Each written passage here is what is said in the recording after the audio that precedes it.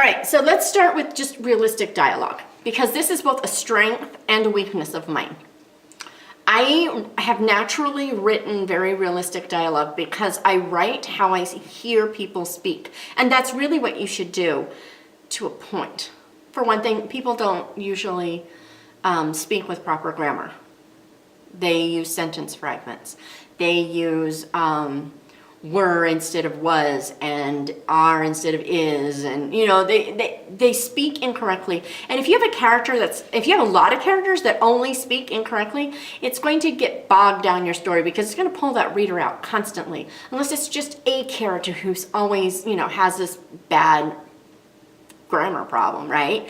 And so there are times to use that consistently, but for the most part, one thing you don't want to do in realistic dialogue is keep your characters too poor, their grammar too poor. Have you ever read some of the 19th century fiction where they tried to show the Gaelic, or they tried to show Southern hick speech, or they tried to show I don't know, Oriental, would have been Oriental then, right? So they tried to show an Oriental, Asian, however you want to call it, but that Oriental chopped, Charlie Chan from the 1940s. Can I say more? Right? Okay. If they tried to do entire books like that, and it gets cumbersome to read. A character who is like that, if it's a very minor, somebody who just comes in and out very rarely, use it all the time for them, sure. If it's a character who speaks like that all the time, give them a couple of words that always do it. They always mispronounce those few words, and stick just to those so that it reminds you of who and where that person is from. But don't make the entire dialogue authentic, because sometimes authentic is worse than textbook. You want it to be realistic, you want it to be authentic, but you don't want to drag your reader through the muck trying to weed through those words, and it's hard, and it's like reading really bad fantasy where every other name and word is something you couldn't hope to pronounce. Okay, that's what it gets to be like, and so we don't want to do that. And one of the very realistic things in dialogue that sometimes people leave out completely, and I do too much, is we don't let people finish sentences. People break into conversation all the time. Have you ever listened to our podcast? We're constantly interrupting each other. We tried not to do that at the beginning because it's rude, right? And it's one thing when everybody's just sitting around chatting and having fun, and we break in and we have fun and nobody cares. It was another thing. It felt really rude in the podcast for us to all be just sitting there just yapping at each other. And then, it was, Clark is saying something, we all, and I jump in and say, hey, yo, wait, it feels rude. But it's natural and it's conversational. If we waited until that person completely finished speaking and then the next person spoke, it became very stilted and very stiff, and those first episodes are painful because of it. So we quit doing that and we became more natural, and we didn't care if we talked over each other now and then. It didn't matter anymore. But in fiction, it doesn't work the same way. You need that occasional break to have that authenticity.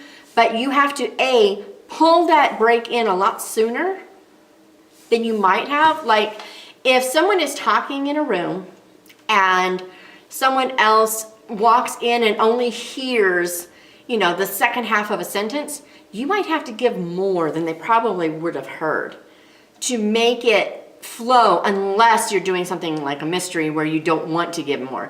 You might have to do it just to keep it from being a little, awkward. So instead of you walk in the room and you're like, I don't know what we were talking about, it's really hard to know where that sentence was going before you got broken into it, right? But if you just, instead of saying, he didn't know what we were talking about, and you break it off at what we were talking about, well, that sentence could be going anywhere, and it's really choppy and it's really hard. But if you just cut out he to break it in, and you don't want to do it all the time, don't do it as much as I do, trust me. But breaking he into there, everything just slows down a bit. And so you get that break, you get that sense of being jerked into the conversation without being confused as to what you're getting jerked into. So I've gotten a lot better about it, and I've gotten a lot better about not using it as much. It's so natural to conversation that I write it very naturally. I just do. And you can't overdo this. This is where, don't make my mistake. Because I do it all the time, and I fix a bunch in editing. And some people are still so used to having full and complete sentences in Dick and Jane style that they don't like it. And I'm sorry, I feel bad for them, but I'm probably not their author, because I want my fiction to be authentic and feel authentic, and I want them to feel like they're just watching a TV show in their head. And on a TV show, each person doesn't get to deliver a full line every single time. They know how to cut in and when to cut in, and you just have to learn that. Some of it is just hard, but definitely occasionally break in, sure. Just don't do it all the time.